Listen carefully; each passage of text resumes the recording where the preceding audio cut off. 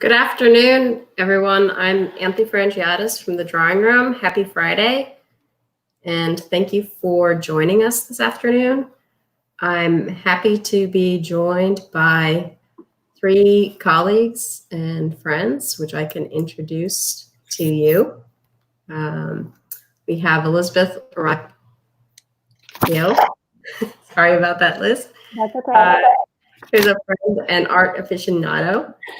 Tracy Barboza, who is a working glass artist of Duende Glass here in downtown New Bedford. And Jody Seibert, a interior designer and consultant to retailers and designers across the country. Hi, ladies. Hi, thanks for having us. You're very welcome. Thanks for being here. Everyone seems to be happy working at home, not pulling their hair out. Yes, no. Longer hair, though. Longer hair, but. Yeah, my joke is this is the longest my hair has been since high school. Yeah.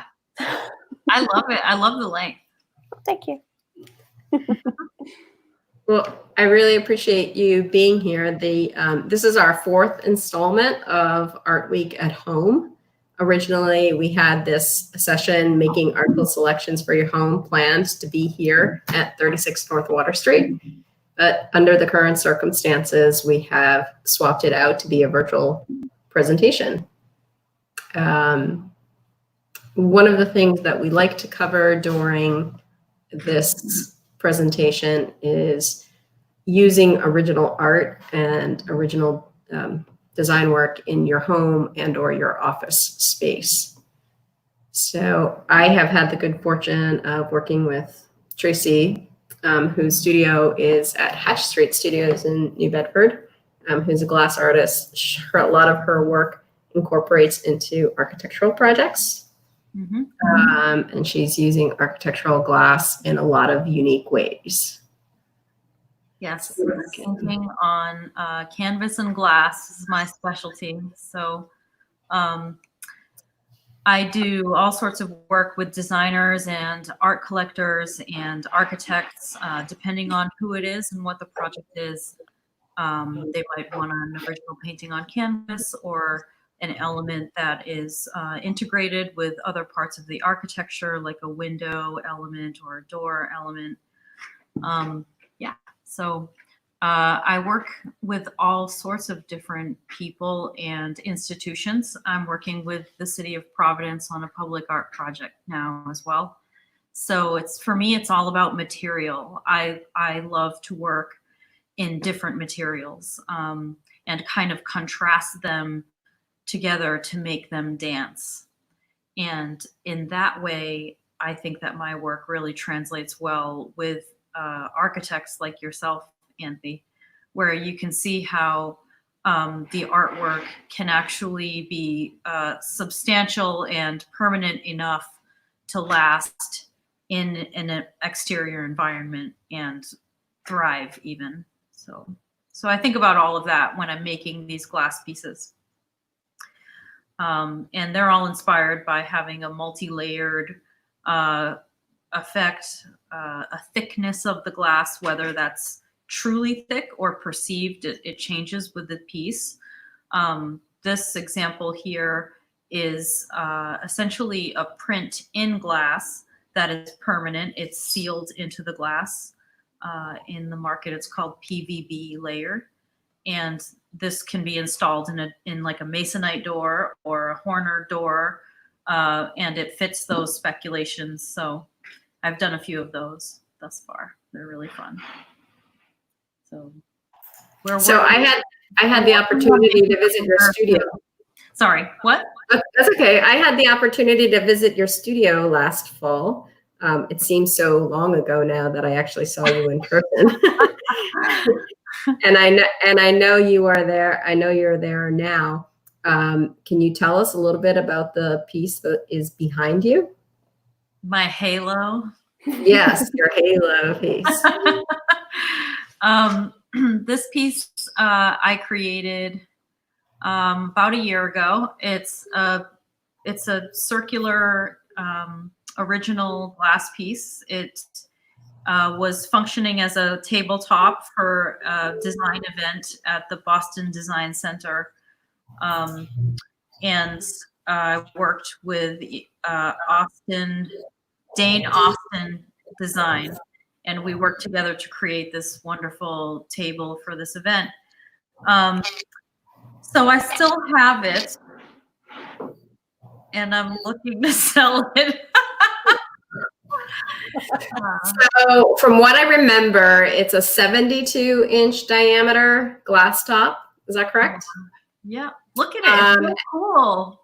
And you had a table base that went with that. No? Or No, okay. no, it doesn't have a table base. See, to be perfectly honest, this piece behind me, I kind of want to work on it to make it a wall piece now. Okay. Because I think the tabletop quality, it's just, it has to change. There's for me in my heart, there's something about it that I want to change. So I'm going to etch into it a little more and work on it and mount it on the wall. To be perfectly honest, this is like inside studio news that I don't normally let out in public. Artwork is never done. Like, is anyone listening? These are the secrets I keep. I have this whole vision of like etching into it and adding yet another layer of painterly quality and having it just be a wall piece. I think it's just, it needs to be that way. So Liz is sharing with us one of your architectural doors. We actually had showed this piece in Marion before I moved to downtown New Bedford. And currently in downtown New Bedford, we have a piece of yours that is a print. And actually, I think it's framed. I don't know if we have it to share or not. It's a ceramic print on tempered glass. So it could actually go outside or be a window, installed into a window to function, you know, that way, or just set up in a space like it is the way in your space with a frame holding it up. So yeah, so over the holidays, we actually had that piece in one of our windows on Center Street. Because what's really great about it, and actually it's just pulling up here, what's really great about it is the fact that you do want to be able to see light come through it. And you talked about it being a print and not an original. So the price point is a little bit different. Yeah. This is currently in our vestibule area, still allowing some light to come through it. I wish we didn't have buttons, but we are in the historic district, so we have window buttons, which is what you're seeing here behind the piece of glass. But this piece is approximately, I think it's 40 inches wide and about 18 inches tall. So what I've enjoyed about your work is that it can be fine art pieces that are put on a wall, put on a bookshelf, or they can actually be built into architectural components. Yeah. So the print pricing for these, I have a select amount of prints available in all sorts of substrates, glass being one of them. So this is a pretty affordable way to get something that is really extraordinary and really resistant to the elements and a marvel of modern invention. The idea of printing ceramic and then firing it onto the glass, it's so fascinating. I love to play with that technology.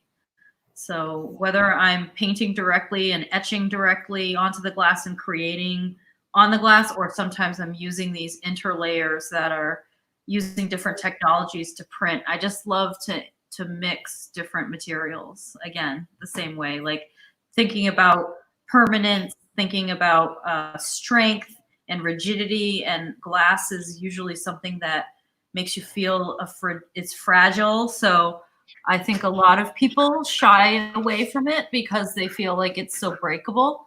But let me tell you, I've dropped this shit on the floor, and I'm glad I haven't done that. And it bounces.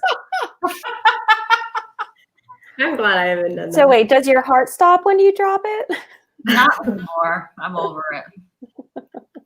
Like when you study glass, one of the first things they teach you is to let it go. Like if it's going all wrong, if you're dealing with hot glass or you're cutting glass and suddenly something's wrong, just step away. Just forget about it. Oh, interesting. Yeah. So I think that's like permanently in my mind. So I'm a little bit clunky. Like when I have things around too long, I start abusing them and slamming them around. And people are like, that's glass. I'm like, wow, no, it's fine. So everyone know that Tracy is drop testing her work for you. I really am. I'm drop kicking it. I'm dropping downstairs. You name it. It's like I'm bumping into walls.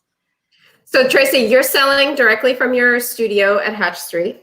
Yeah. And you have work that's available for commission. I know another piece that I had seen when I visited your studio was a beautiful piece that you had made out of cast glass. I know that was for a collector.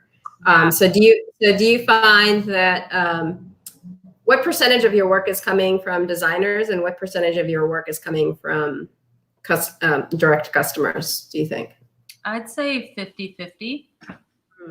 I keep a very close connection with my collector base, and I send a quarterly email about what's going on and saying hi. And I've sold my own work in New York at various outdoor shows as well as online for many years. So I really built up a cool collector base that all of a sudden their children are buying artwork from me, or their boss came over for dinner and loved it and now wants one. And so that's kind of always happening in this wonderful way that the family, the network is growing.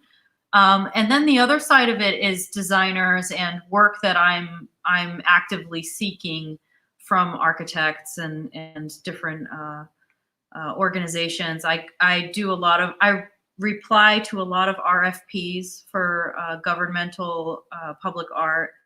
I do a lot of community-based public art projects. That's a big part of my mission.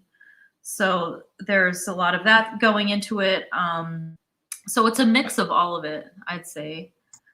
Yeah, so one of the things I got really excited about, you and I had this conversation. I was actually working on a project, and I do a lot of these. We will do a kitchen renovation, and in the custom cabinetry work, customers are often looking to panelize their refrigerator door, and that's most of the time, that's designed so that it matches the cabinetry or the wood. Tracy and I had this great conversation, and these size panels are actually a good representation of it, even though this is not what it is. But we actually had considered doing refrigerator panels out of Tracy's glass.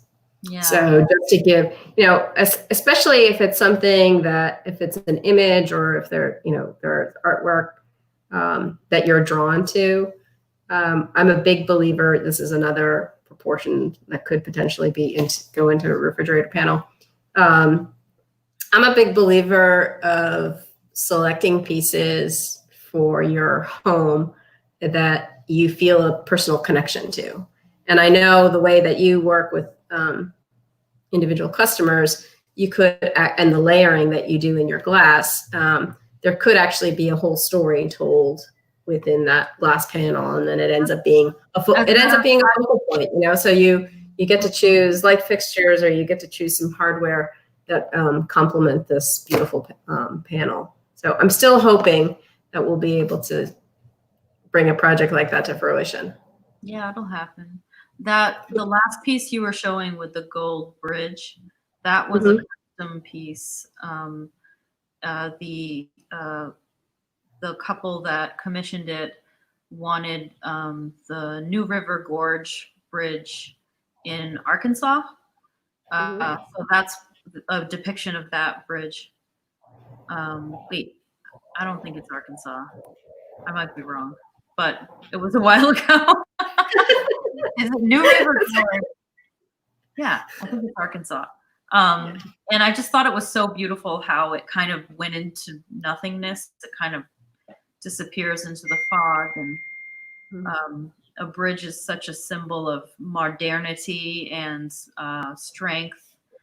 So yes, choosing artwork for your home and having symbols like this that have a subtle suggestion of meaning can add thought to your day as you walk into your study.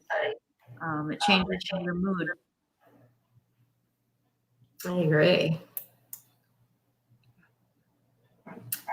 Jody, you have a little bit of a different perspective on this in terms of the work that you do with designers across the country and then your own personal collection.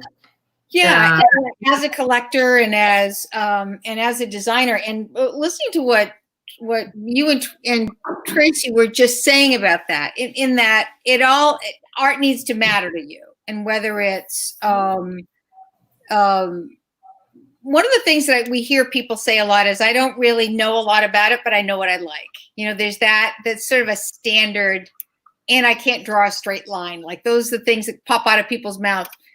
And yet there's, with a little bit of information, people are able to really do a lot more than they think they can, because there is something intrinsic about all of us and whether it's the golden mean or composition that works, or things that we know, that we just know, that we don't know why we know them, but we know them. And so in working with retail designers, especially retail designers, my thing with them is to help them sell art as part of the room. With independent designers, it's to have them work with local artists. So I have kind of a different perspective with each of them, of what I want them to understand about using art in design. Like this is my house. So, and the thing that it's important to me to use local artists, and it's important to me to create, when I have a little house with not a lot of wall space and a lot of windows, so I have a lot of groupings. That the photo with the sketch in the center, which is actually one of mine from 1995. Wow. Yeah. So when I look at this one, for instance, there's something fundamentally very symmetrical about it, right? There's the object in the middle. There are a pair of candlestick lamps, a Acushnet River, chairs, also a Acushnet River, antiques, local stuff. But when we look at it in terms of layering, in terms of color, in terms of texture, that I have in the top right, I have Heather Bentz, who's now in Arizona, who used to be the assistant dean of CVPA UMass Dartmouth. That's one of hers up in the top right. In the floating frame on the left, that's another one of hers. Arthur Moniz is below that. And then there's another one of the Whaling Museum in the little frame that's sitting on the server. And then I have berries that are in another piece of art. But so there's the berries there that work with the piece in the top right, and the Arthur Moniz painting also has berries in it. And so there's something about it, without it being too like controlled or matchy. It's just to play with it. And that's my living room, which everything in the living room has a black frame. I don't know what's going to be in it, but everything in the living room has a black frame. And I buy from local artists. I buy from galleries. I go to auctions. Like Marion Antiques has fabulous stuff. Well, this is another one. So all of these paintings came from auctions. And when I put this together, again, in terms of texture, that the Chinese lamp, there's that weathered texture on that, and then all of the frames were weathered, and then the subjects in the frames all had a sort of weathered quality to them. And this is in my dog's upstairs bedroom. Like, this is not special, but I have to look for a place to put art because I just keep buying it. It's bad. Well, and this is happening over a period of time, correct? I mean, you didn't go out one day and just all of a sudden find 5 other things. No. That's one of the things that I like to share. Yeah. On the other side of the room is all the dogs in there. I had hunting dogs, and they got, and that's got Butch McCarthy paintings, sketches in there. So local stuff, and then a photographer, Eric Kornman, did the photographs that he does all of my business pictures. He's out of New York City. And then an etching of me at 3 years old, like a little charcoal drawing that, that. So to be able to create things that are thematic and big stuff and little stuff and playing the scale off and then layering it so that it creates that there are, I find that whether it's art or accessorizing, that I think it's about creating cousins so that there's in creating harmony, we have to have amounts of unity and variety, right? Things that are to create that harmony. So a little bit too much of each one makes it funny looking. Too much unity is boring, and too much that is has too much variety is too busy, and we can't. It's just not peaceful enough. So how to create that? That it has something. This happens to be animals, in that one, I actually like this one. So this is in the room that I'm in now, and I get a lot of heat from people that I love television and movies, and that's a 32-inch television, and I will not put a bigger one, and it's the only one in my house. However, this part of the house has red and green and brown, and so I have a Judith Klein painting in there, and I have, one of mine's in there, a Chinese painting, and then I put the television in that grouping. And so it just when it's off, it's black, but it looks just like another painting in a grouping. And I stole that from Architectural Digest. I didn't make that idea up myself. Another trade secret. Oh my God, we're giving away all the trade secrets today. Oh my God. I know. Now this one again, it's I just redid this one because since I've been home, I've been moving things around, and this one I love because it's got there's an Elliot Willoughby in there and Kim Wennick's in there, and so I've got some, and then the first painting I ever bought is right in the middle.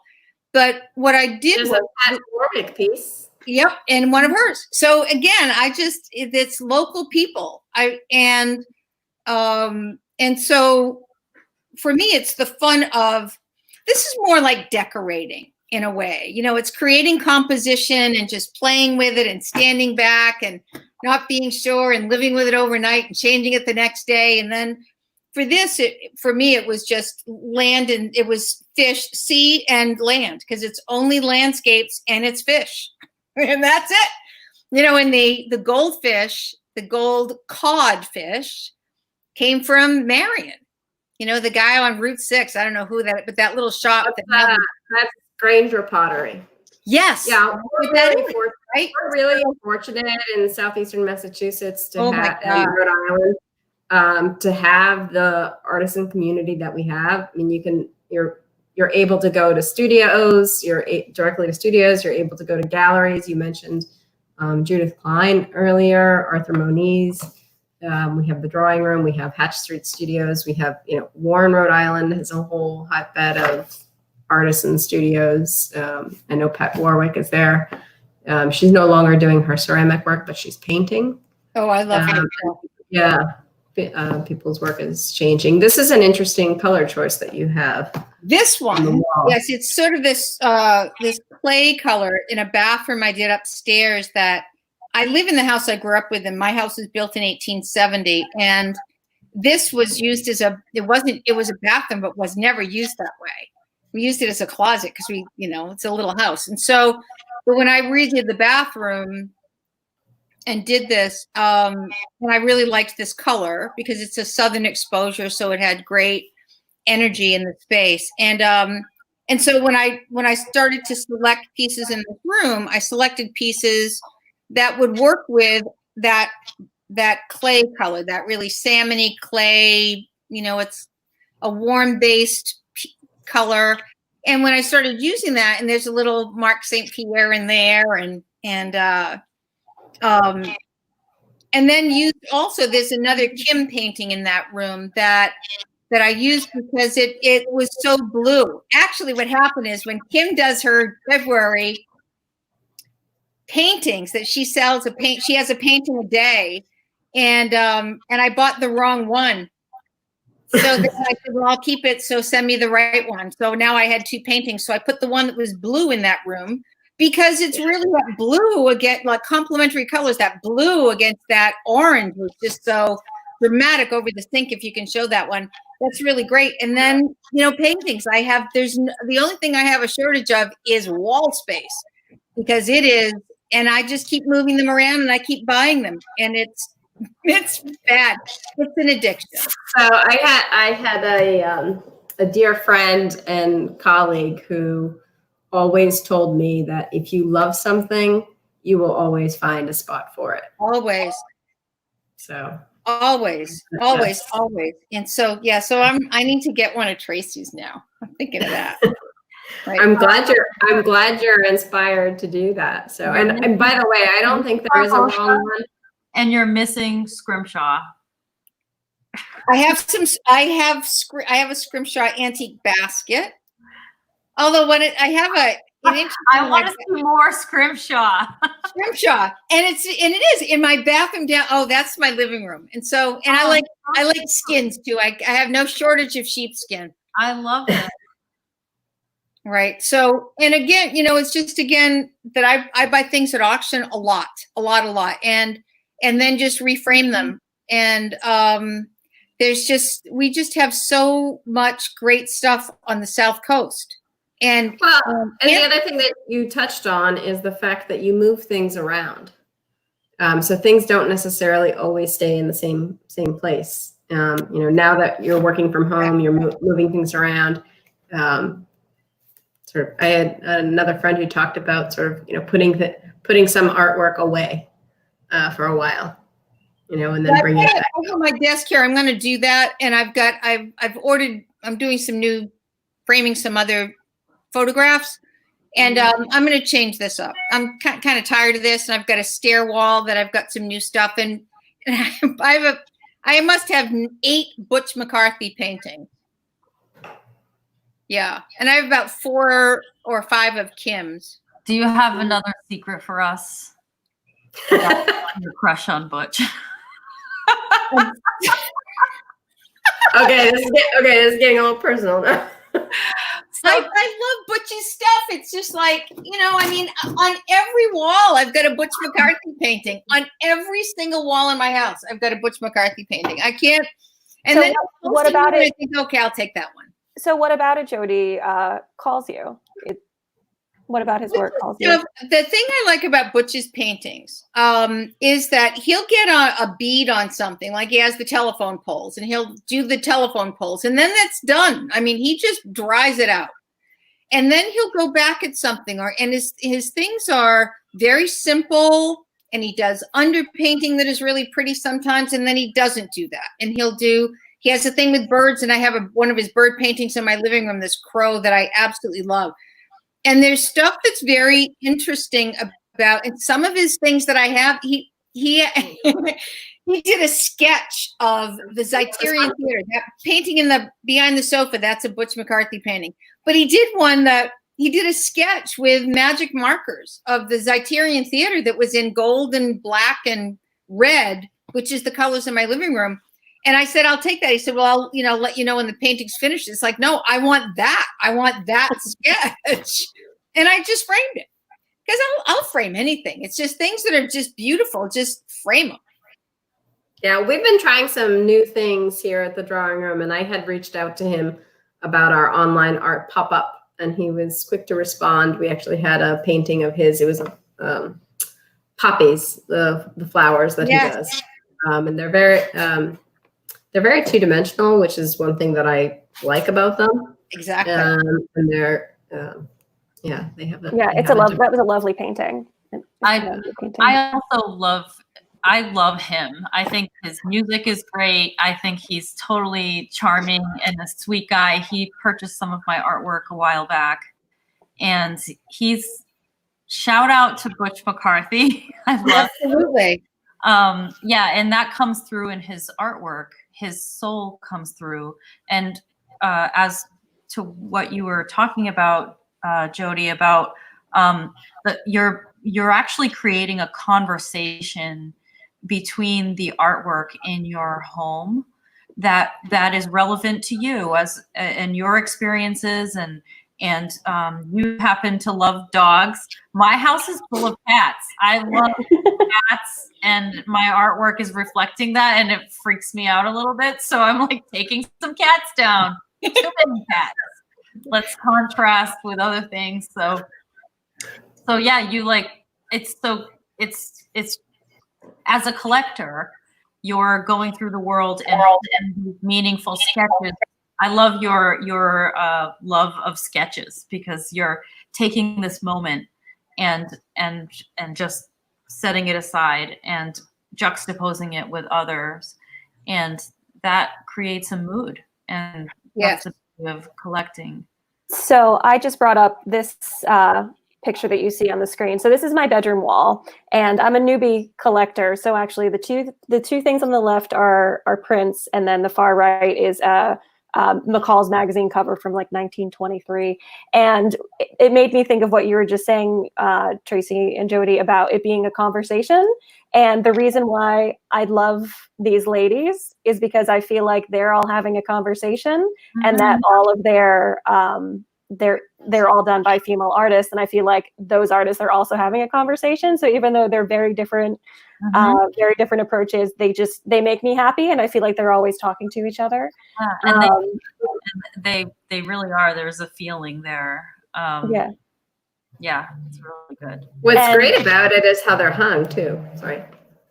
Oh, so one cool thing that I wanted to mention about, so I only have a few pieces of original artwork in my collection because I'm growing it, like we were saying, like it happens over time. So the two prints on the left were part of an initiative in Boston called Art and Print, where they commission 10 local artists, and they have 60 prints of each artwork printed out on newsprint, and they put it in old newspaper bins around one part of the city, and you can buy them for 25 cents. Oh, wow. So it's a way of bringing art to the public. So it's starting people to think about public art and art in their homes in a different way. So those two prints cost me 25 cents each. And I love them, and I see them almost as a promise to myself and as a promise to those artists that when I can, to buy some of their original work one day. You know, I follow them on Instagram because I love their work, and that program introduced me to their work, and they've had a few different iterations. So I think about every season they have a new batch of 10 different artists, and I love that. So so those newsprints I hung on dowels with rope and hung them in my brick wall. I like that style. So yeah, I wanted to share that because they're talking. Talking. And, yeah, it's a great conversation.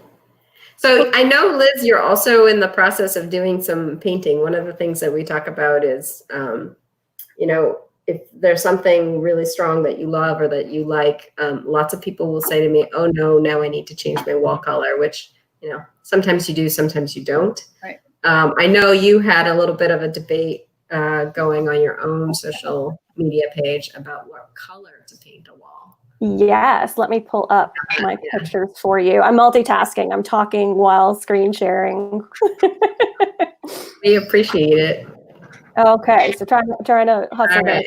for the audience. There we go. Okay, so I have the wall behind me is a dark blue. I have a cluster of travel photos and some funny prints all over my piano, but I added in this lovely piece of art, which is done by a Boston-based artist. And that wall had been blank for a few years because I was just waiting to see what spoke to me.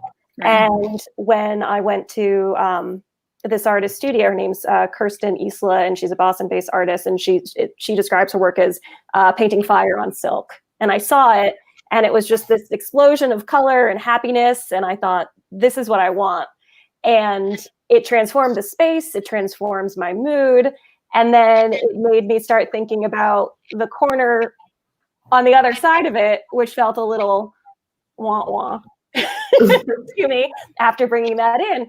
So I talked with Anthi, and, we talked about, different Pharaoh ball paints, and I wanted to bring in some of the pinks from the painting. And so I chose two options. One was the Sulking Room pink, which is on the top, and then the other was the Crimson Red, which is on the bottom. And so before you reveal, Yeah. maybe we should do a little poll. so folks, What what do you color? think? Yeah, what Sulking Room color do pink you think? or Crimson Red? Oh. So crimson red is the color on the bottom on the screen and then the sample pot. And actually that's part of the new Colors by Nature collection by Pharaoh Ball. It's a collection of 16 colors that were inspired by Werner's Nomenclature of Nature, which is a book. It's a collaboration with the Natural History Museum in London. And the book, the original, is at the in London at the Natural History Museum. It was used by Darwin and others to classify color. Or we call it pre-Pantone or the original Pantone. But they the chart, which I have here, actually, I can put it close up. Oops, go this way with it. So the chart is, the three labels are animal, vegetable, and mineral across the top. So the colors are described by what was seen in nature, and skimmed milk white is one of my favorites because it's described as the white of the human eyeballs, and the back of the petals of blue hepatica, which I don't know what that is, and the mineral is a common opal. So, we've got one vote for Crimson Red from Bobby. Hi, Bobby. Nice to see you. So Jody and Tracy, what's your pick?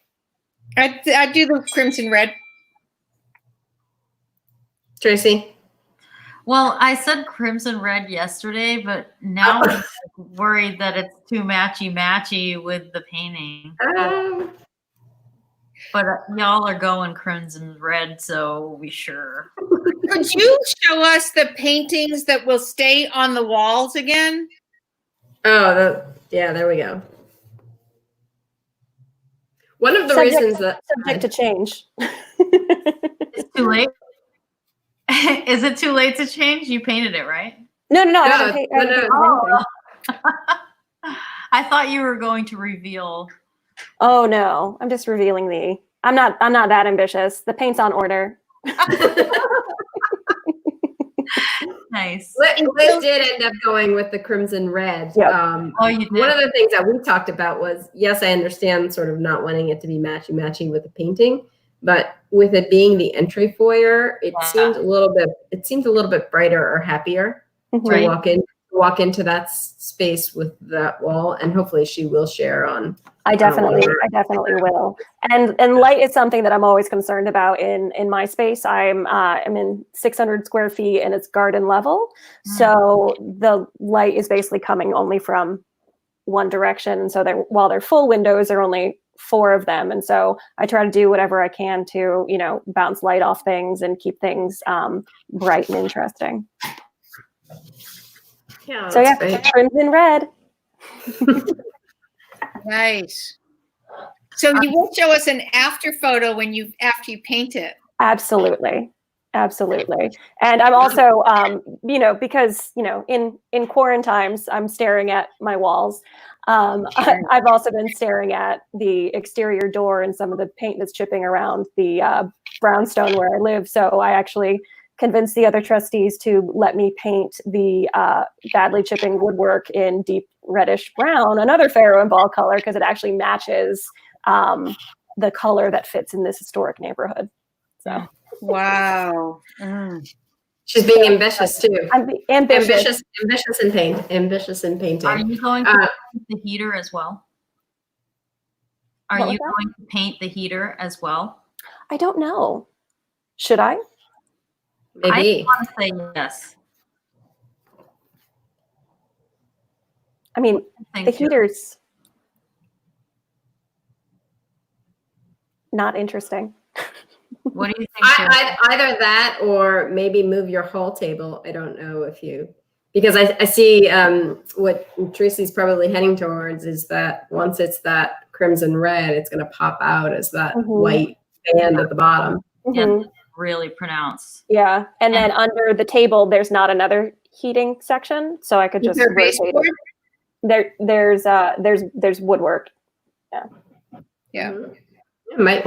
I don't know if we can turn it. Well, we can't wait to see the after photo. I'll take lots of pictures. Any, You guys any can other pick. suggestions from anybody for Liz's foyer? I think you Yeah. can paint the heater along with the wall. If you're gonna leave it the way it is. Mhm.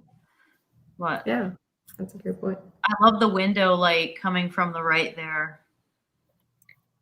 Yeah, that when the light does get to come in, it is quite lovely. All my plants are clustered by the windows. Mhm. So, in addition to the Ferro Ball paint that we have here, there are some decorative painters that I have worked with. And one of the images that I wanted to share is a photo of a powder room vanity that was custom built. And it was built by a furniture maker in Marion, actually J&J Woodworking. Most of you know that I had been in Marion for 7 years prior to moving to downtown New Bedford. So John Nadeau and I have worked together many times. He actually worked directly with a customer of mine to create a custom vanity for their powder room. And then we offset that with a decorative wall painter, Kathy Hallam, who put together this great finish. It's a little bit hard to see in the photograph because it is subtle. But this is the vanity that John had put together based from these are actually old bedposts that were important to this particular family. And then above the wainscoting here, you can see, I don't know if we're able to zoom in at all, Liz, it's a little subtle, but this is actually a decorative wall paint, which it's almost coral or sea life. And Kathy had applied that work directly with them. So a lot of the design work that I do is working with Tracy and others, John here, Kathy, to create spaces that are, it's a little bit closer in, that are a little bit more unique to your own family and or your own personality. This is one example. And then another example of some design work where we made space unique is a kitchen that has glass panels that are by Coleman Artisan Glass. And one of the things that what's that? It's coming up, I promise. Oh yeah, no, take your time. No rush. This particular family chose to buy, this is a store-bought subway tile for the backsplash. It was a handmade, just white glazed tile. And then they added these accents. These are actually glass tiles that were made to order. And then this was a piece, the coffee maker actually lives here now. This is a piece behind. So one way to spice up the renovation without going completely over budget, and we were using it in select spaces. Again, Tracy touched on it in terms of prints that are available, and you don't necessarily always have, just because it's custom or made to order doesn't mean that it's breaking the bank. Mm-hmm. And then this is a pair of glass panels in another home. This was a little bit difficult to hang. But these are two glass panels that were purchased by a customer. And one of the things that I find very satisfying about providing original artwork to people to fill their space is the joy that you see in their face when it's something that they truly love. Mm-hmm. This woman, a friend, after I hung, she was so excited. I mean, first of all, she purchased them before the house was even done. And I had set them aside for her. And then when they did, she would come back, visit them. And, she said, they just make my heart swim. That's You know, so and sweet. she was so excited to, you know, have them hung in our home. So. And what I love about what Anthi, what you do is that, you know, you make people think about art in a different way. So, you know, a lot of times we think about it as just, you know, like something that we're hanging on our wall, but you're talking about different ways to incorporate it. Like when you guys are talking about fridge panels, it's like my brain was just like, oh my God. Now I'm looking at my fridge in judgment, you know? And I'm just Sorry. no, but it's just like thinking about different opportunities and different ways that we can be creative with our spaces. So, you know, Jody's running out of wall space. Right, exactly. That's a really great idea. Yeah, cabinetry, all kinds of different surfaces. Even the image that we started with, the Duende glass image that Tracy had shared with us, the beautiful white bedroom. Can we see that one again? Yeah, I'll grab it. I love that one. I like that one. Yeah. And actually, you, Tracy, just finished a piece you were telling us about up at Haskell Gardens, you know, where it was, you know, glass, vinyl and glass that was just changing the look of, you know, an existing greenhouse. Yeah, Haskell Gardens is a property that is now owned by the Massachusetts trustees. And it was once a nursery owned by Alan Haskell, who's a world famous horticulturalist. He was on the board of directors for the New York Botanical Gardens. So there's like, he did a lot of amazing stuff. So he, am I still on this thing? You are. Yeah. Oh, it suddenly seemed you're on solo, baby.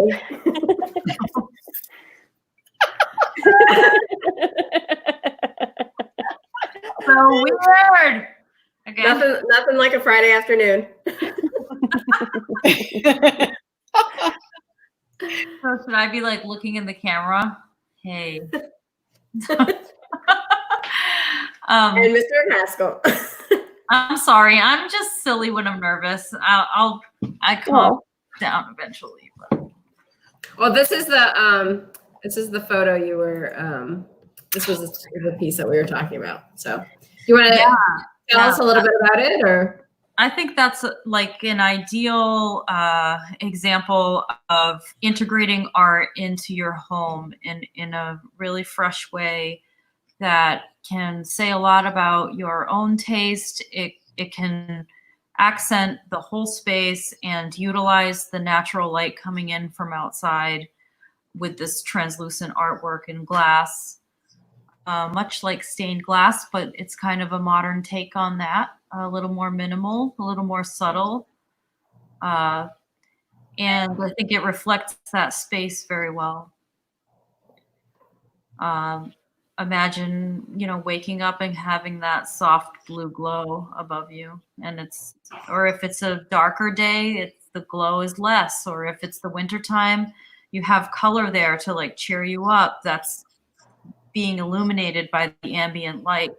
The way it might look in the dark would be a whole other thing when night falls and the room is lit differently.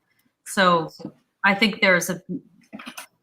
personally, my interest in glass has a lot to do with playing with the ambient light and integrating that in a space where you're manifesting a mood that is physically there, like sculpture, rather than simply hanging on a wall. I do a lot of wall hanging things, but I love the presence of the glass. And having it. Can I ask you a question about that room? When you did that room, did you know what all of it was going to look like, or how did that particular? They chose that. They chose that. They chose the artwork that I created. They liked the work and they said, "This is perfect." So. Well, in an all white room that the only other color really in there is what's on the floor and then the plant. I mean, it's just so I think that's dramatic and soothing at the same time. Yeah. That's when it's well placed. I think in many ways my glass work can seem busy to people because there's a need for design to be very symmetrical and or simply organized so that other things can live in the space, and I understand that. But in a very special situation like this, where the idea is the space is clean and the main focus is this peaceful art that has a lot of presence, that power can be used in such a way that it's not gaudy, it's not over the top, it's like perfect, so. Yeah, I mean, we all oohed and awed when we saw this photo, and it's so lovely. I almost didn't realize at first that your artwork was there because it just looks so it looked like a stunning nature scene, and then I realized this is the artwork. Yeah, and which is lovely. Right, and for people living in New York, where that could easily be facing a brick wall, that's a really awesome way to kind of tamper down that feeling of concrete. So Tracy, you mean when my bedroom window looks at a dumpster? Exactly. Mm-hmm. Hey, we've all had it. We've all been there. I have one window. My neighbor's house is a mess. I'm like, we need to just put the TV over this window. I don't want people to know there's a window here. It's no longer a secret. Trust me, they will never find this in a million years. I'm not worried at all. Famous last words. Come at me, bro. So Tracy, when is Hatch Street opening again? Do you know? Do you mean for the Open Studios events? Yeah. We typically do it in November. There were plans for a summer or spring event, but it all got held up with the COVID. So I really don't know anything that's happening before that time. Well, I did get an email from trustees of reservations yesterday that Haskell all of their properties are opening on the 19th. Oh, nice. So if anyone who wants to see the greenhouse, you can see it on the 19th of May. Yeah. Oh, that project. I was just laughing at myself, like the square footage of glass that I was actually, putting the vinyl on. That was a lot. And it was just me in there because I couldn't really hire anybody with the pandemic. And yeah, I'm sure you didn't plan on installing it solo. No, I didn't. So I'm like, well, I'm just going to go slow and take this time, the lockdown time, and just not worry about getting it done and everything else and just be in here. And I just was cracking myself up like, oh, I did so much today. And then I'd look behind me and be like, oh God. So it took me like 2.5 weeks of being in there every day, applying it so that it's on correctly and, stays. So if you need your car windows tinted, I'm your girl. All these new skills that we're going to develop during I never know. Well, a lot of the Tracy, a lot of the artists up at Hatch are still working in their studio space, correct? I mean, I know it's closed to the public, but people are working. I had a conversation earlier today with Michael Pietrogallo, one of the furniture makers, on a project we were chatting about. So it sounds like people are still making, still creating, doing their own artwork, and getting it out there. Yeah, definitely. I would argue that there seems to be more activity here in a way, because people are laid off or have a little more focus time and they're able to get in more. So it's nice to see people working. I currently share a space with Alin Carlson, who's a wonderful artist and friend of ours. And you have some things at the drawing room.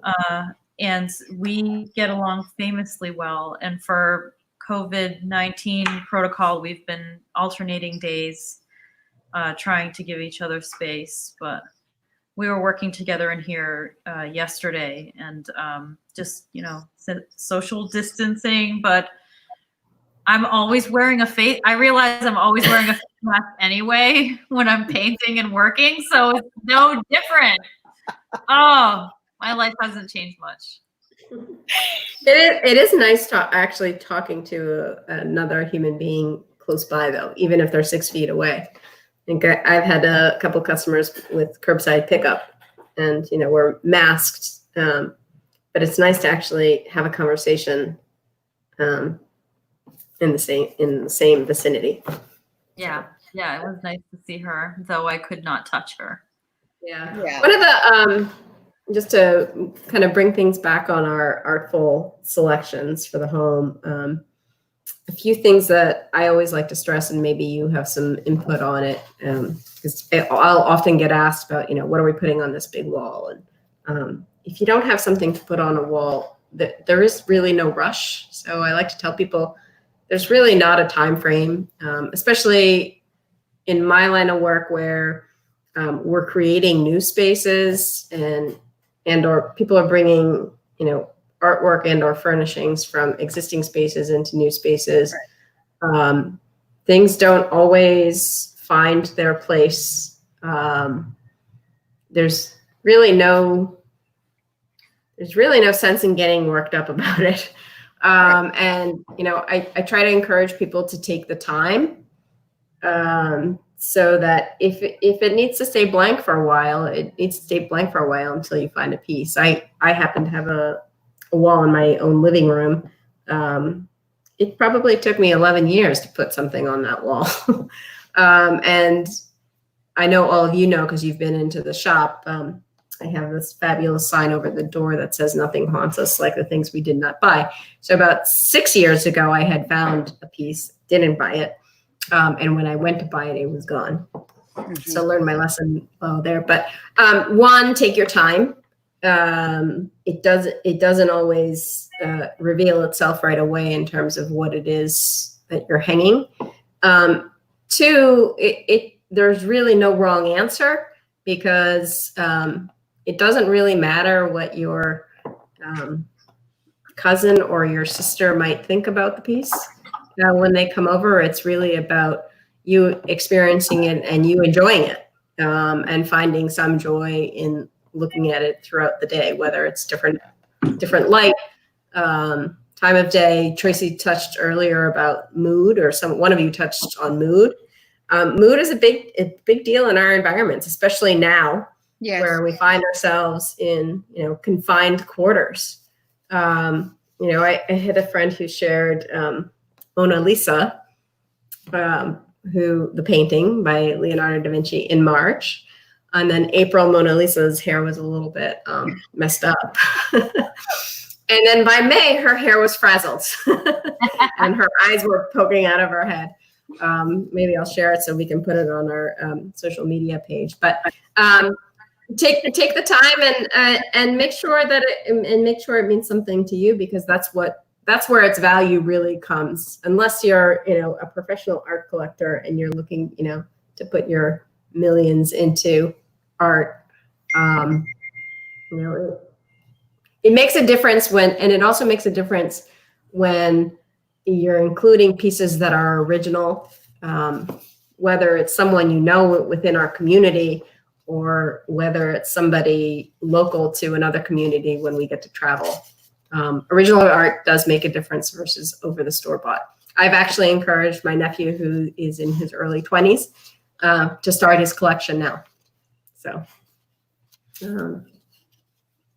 yeah, I think you're so right about that, and I think you've done a wonderful job in the shop of having local artists and artisans. And when I think about things like the soap dish in my bathroom is an artist piece, so that there are so many, and those green leaves that you have, the ones that have the ceramic. Oh, sure. Yeah, Amy Thurber's work. Yeah. And there's so many things in your shop that allow people, because they're affordable and beautiful, and people can have beautiful things in their home that are not only on the wall, but they can look at them all the time, which is really, yeah. It's like I really enjoy them. Yeah. Yeah. I like sharing the stories with customers about what is going on in each person's studio and or life. Certainly not personal stories.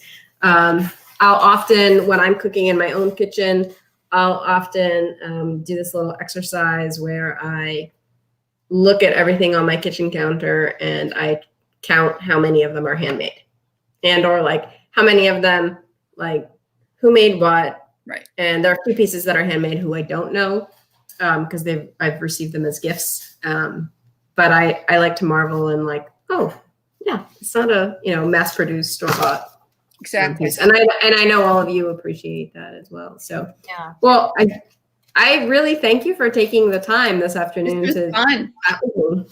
And Can I at least say one more thing? oh yeah, absolutely. I'm sorry if I interrupted, but as far as collecting and finding the right piece, I'd like to add that as someone who typically works in some larger formats, I think that being daring with size is also a really fun thing to do.